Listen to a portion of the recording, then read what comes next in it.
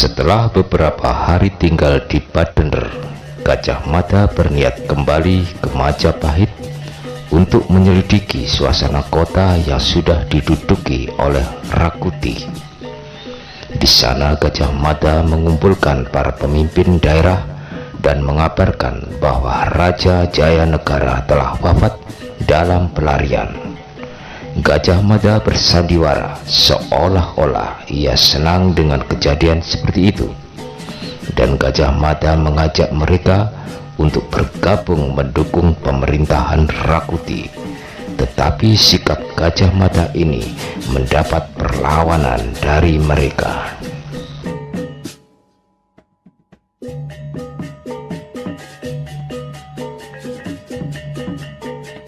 Dalam hati Gajah Mada sangat senang dan terharu mendengar serta melihat dengan mata kepala sendiri bahwa ternyata rakyat dan para pemimpin-pemimpin daerah itu masih setia kepada pemerintahan yang sah, yakni Prabu Jayanegara.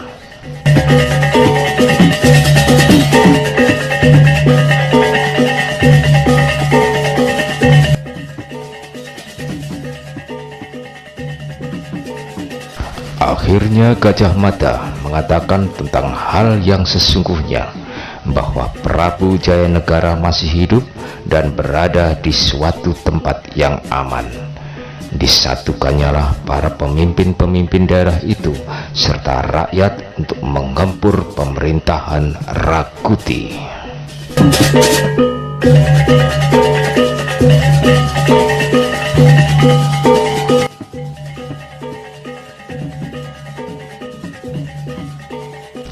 Pada saat yang tepat, di bawah pimpinan Gajah Mada, pasukan dan para pendukung Jayanegara bersatu untuk menyerang ibu kota Majapahit.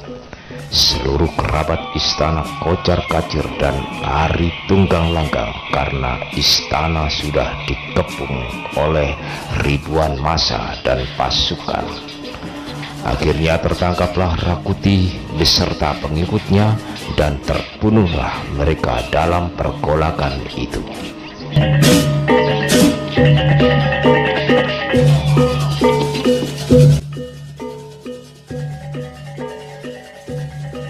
Istana Majapahit dapat direbut kembali berkat ketangkasan Gajah Mada.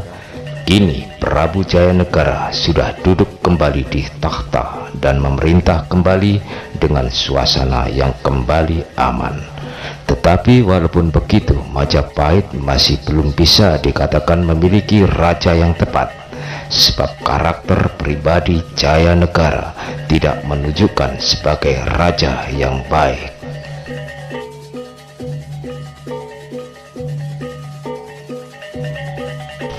Raja yang masih muda itu mudah dihasut oleh Mahapati Halayuda.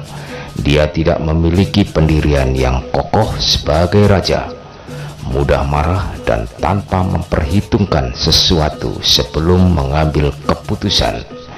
Dia jahat tetapi lemah.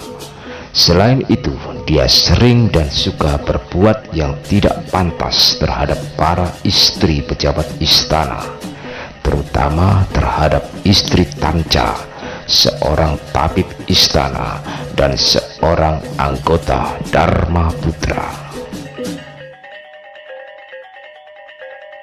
Yang lebih memalukan lagi, dia Jayanegara hendak berniat untuk mempersunting adik-adiknya sendiri yang akan diangkat sebagai istri-istrinya. Melihat perilaku rajanya yang seperti ini, sebenarnya Gajah Mada hatinya sudah geram tetapi tidak bisa berbuat apa-apa.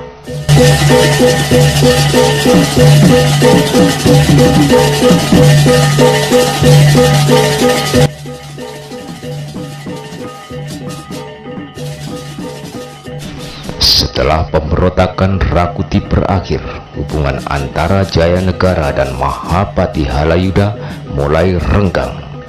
Mungkin Prabu Jayanegara menyesal atas terbunuhnya orang-orang yang dianggap setia kepadanya, dan mungkin mulai sadar bahwa kejadian terjadi oleh karena hasutan-hasutan Halayuda. Diam-diam Jayanegara dan Gajah Mada mulai menyelidiki dan mempelajari konspirasi ini.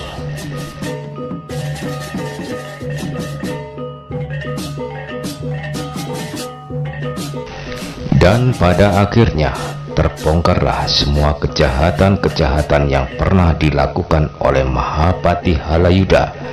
Mahapati dipanggil untuk menghadap raja dan ditangkap serta tertuduh sebagai dalangnya pemberontakan Nambi, Ranggalawe, dan Lembu Sora pada zaman Dyah Wijaya dahulu.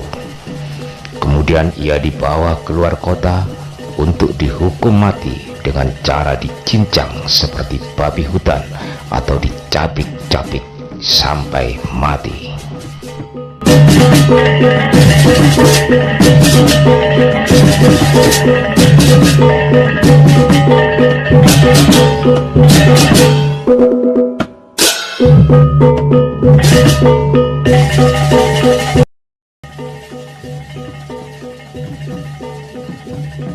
Setelah kematian Mahapati Halayuda, kemudian diangkatlah Aryatada menjadi Patih Mangkubumi untuk menggantikan kedudukan Patih Halayuda. Pada suatu hari, Jayanegara sedang mengalami sakit bisul. Walaupun hanya sekedar sakit bisul, tetapi penyakit ini adalah suatu penyakit yang sangat memalukan bagi seorang raja seperti Jayanegara. Ada salah satu dari anggota Dharmaputra bernama Tanca. Tetapi sebagai anggota Dharmaputra, Tanca adalah seorang tabib istana yang senantiasa menyembuhkan para kerabat istana ketika sedang mengalami sakit. Untuk itu Gajah Mada memanggil Tanca dan memerintahkan Tanca agar supaya menyembuhkan penyakit Gusti Prabu.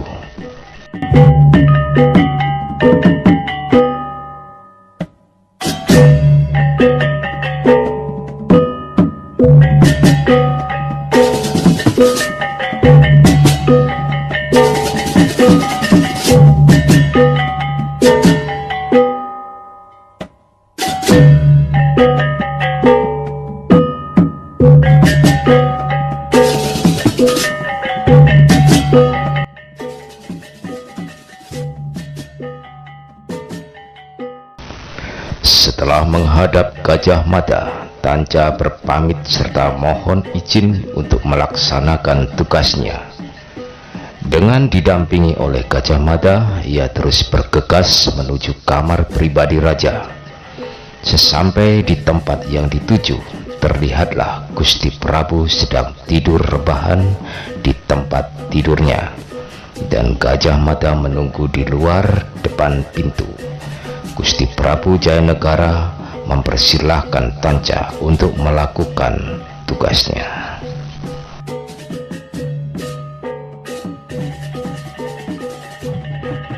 Perlahan-lahan Tanca melangkahkan kakinya untuk menghadap raja. Setelah melakukan sembah sungkem kepada Gusti Prabu, dia perlahan-lahan dengan penuh hati-hati Tanca memulai tugasnya. Di dalam hatinya terpendam rasa benci dan dendam yang membara terhadap Prabu Jayanegara. Dalam hati ia berkata, "Inilah kesempatanku untuk membunuhmu yang selama ini belum pernah aku bisa mewujudkannya.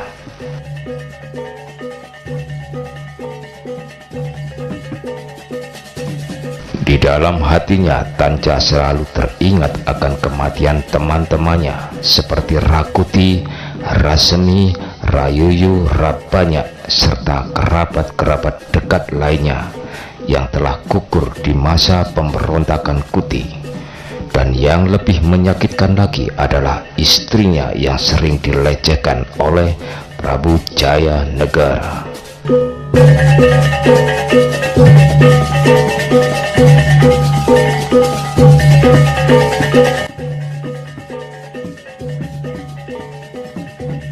Kemudian Prabu Jayanegara menunjukkan tubuhnya bagian yang sakit itu kepada Tanca, dan Tanca akan membedahnya. Tetapi ketika Tanca mulai mengelurkan pisaunya ke bagian tubuh yang sakit itu, ternyata bagian kulit Gusti Prabu tidak mempan oleh pisau. Kemudian Tanca menyarankan kepada Gusti Prabu supaya melepaskan semua jimat-jimatnya, dan atas saran daripada Tanca, akhirnya Gusti Prabu Jayanegara melepas semua jimat-jimat yang dipakainya, sehingga Gusti Prabu harus menanggalkan semuanya. Dan setelah tubuh Gusti Prabu sudah tidak lagi terlindungi oleh semua jimat-jimat itu, lalu segeralah Tanca menusukkan pisau itu ke dada Gusti Prabu Jayanegara berkali-kali. Ia berteriak menggeram kesakitan dan seluruh tubuhnya bersimbah darah. Dan seketika itu jugalah matilah Prabu Jayanegara oleh Tanca.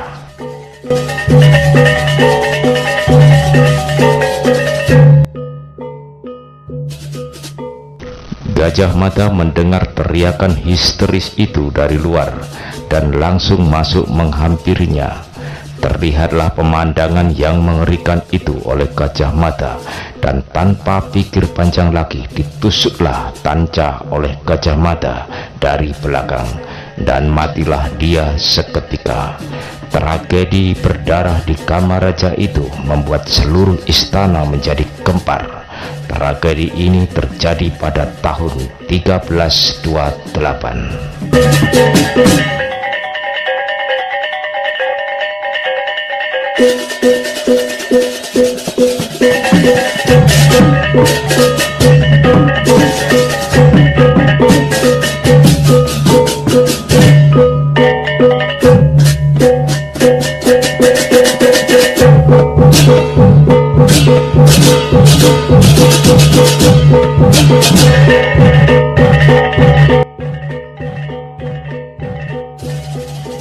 Kini Majapahit menjadi guncang sepeninggal Prabu Jayanegara. Tak ayal jika kematian Jayanegara menimbulkan polemik terkait siapakah yang harus menjadi penggantinya. Karena Jayanegara tidak meninggalkan keturunan, Jayanegara tidak mempunyai putra mahkota yang berhak naik takhta. Seharusnya yang berhak naik takhta adalah Gayatri. Tetapi Gayatri enggan menjadi penguasa karena ia sudah berniat untuk melepaskan ambisi duniawinya dengan menjadi seorang biksuni. Di lingkaran utama kekuasaan Majapahit saat itu sudah tidak ada laki-laki lagi. Dari kelima istri-istri Dyah Wijaya hanya dikaruniai satu orang putra saja, yakni Jayanegara, dan dua orang putri, yaitu Tribuana Tunggadewi dan Dyah Wiyat. Semasa hidupnya Jayanegara, Tribuana Tunggadewi tidak diperbolehkan berhubungan dengan laki-laki lain karena ia akan diperistri sendiri olehnya. Kini Tribuana Tunggadewi telah dilamar oleh bangsawan muda yang keturunan Raja-Raja Singasari, yaitu Pangeran Cakradara atau yang disebut Kertawardhana. sedangkan Dyahwiyat dilamar oleh pangeran lainnya yang bernama Kudamerta. Nantinya perkawinan Tribuana Tunggadewi dengan Kertawardhana akan melahirkan seorang raja besar Majapahit, yaitu Prabu Hayam Wuruk.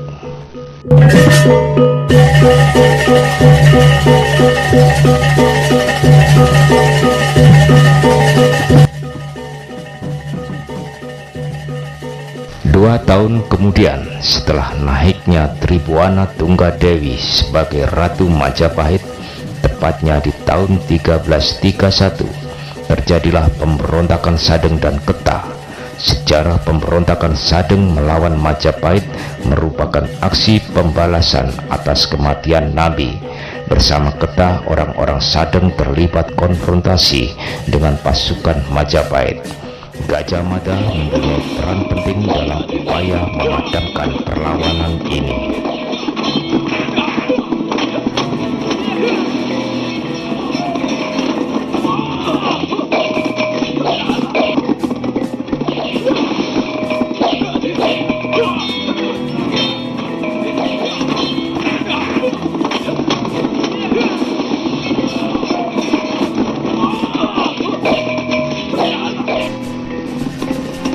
Insiden yang disebut pemberontakan Nambi itu sekaligus meruntuhkan Lamajang yang terhubung kuat dengan Sadeng dan Ketah.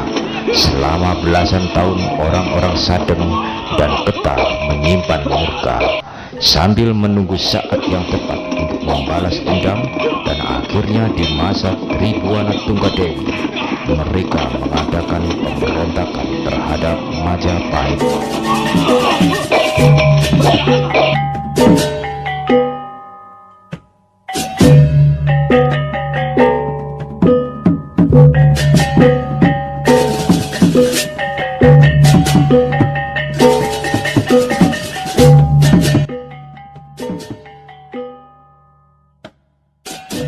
Ternyata pasukan Majapahit yang dipimpin oleh Rakembar terlebih dulu mengepung Sadeng dan Ketah sebelum kedatangan Gajah Mada yang akan membawa misi damai.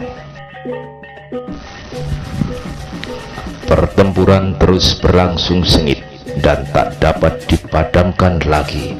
Akhirnya rencana Gajah Mada gagal total untuk mengambil jalan damai. Dan mau tidak mau, pasukan Gajah Mada harus ikut terbawa dalam pertempuran melawan Sadeng dan Ketah. Prajurit-prajurit Sadeng ternyata tidak bisa diremehkan. Mereka adalah prajurit-prajurit yang sebagian direkrut dari rakyat Sadeng yang siap membela dan berkorban demi tanah airnya.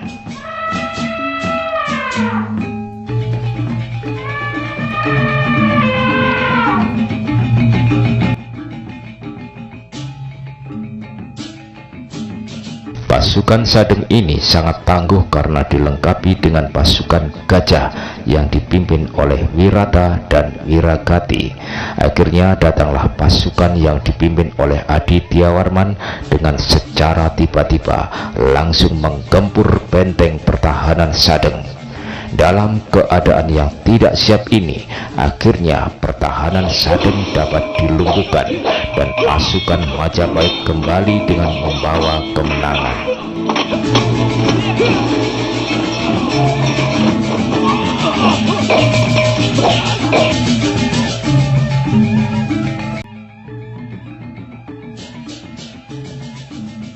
Tiga tahun setelah terjadinya pemberontakan Sadeng dan Ketah, tepatnya pada tahun 1334, Aryatadah mengundurkan diri karena sudah tua dan sudah tidak sanggup lagi untuk bekerja. Ia sering cuti dan sering sakit-sakitan. Maka atas saran dari Aryatadah yang sangat dihormati oleh Gusti Ratu itu, beliau menganjurkan kepada Gusti Ratu Tribuana supaya kedudukannya digantikan oleh Gajah Mada. Mengingat begitu besarnya Gajah Mada terhadap Majapahit, terutama dalam mengatasi pemberontakan Rakuti serta menyelamatkan Prabu Jayanegara serta menumpas pemberontakan Sadeng dan Ketah, kesetiaan kecerdasan dan ketangkasan Gajah Mada inilah yang membuat Arya Dada tertarik dengan kepribadian Gajah Mada. Di tahun inilah, yakni 1334, bekal Gajah Mada diangkat oleh Gusti Ratu Tribhuwana Tunggadewi sebagai Mahapati Majapahit.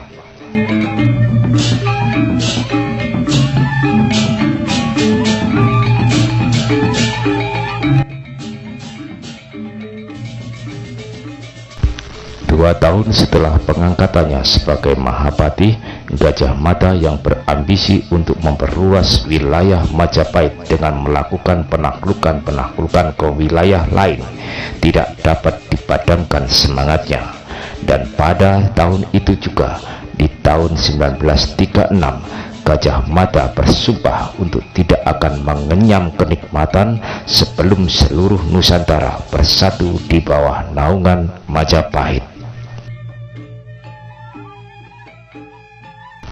Inilah bunyi sumpah palapa yang diucapkan Gajah Mada pada waktu itu.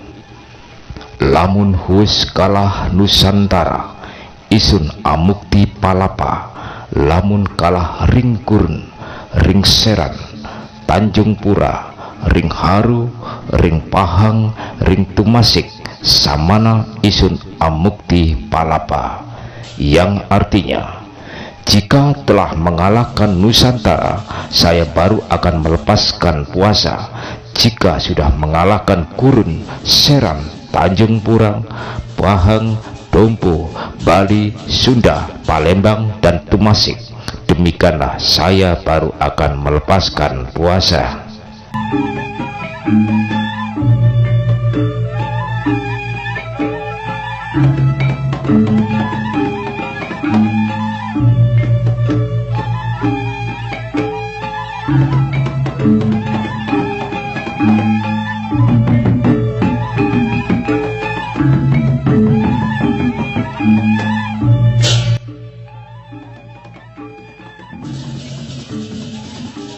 Demikianlah kisah perjalanan Mahapati Gajah Mada. Kami akhiri sampai di sini dulu. Dan jika ada kesempatan akan kami sambung tentang Gajah Mada dalam episode yang akan datang. Dan jangan lupa subscribe, like, dan komen. Kritik dan saran dari Anda kami nantikan dan akan kami terima dengan senang hati demi untuk membangun channel kami agar menjadi lebih baik. Terima kasih.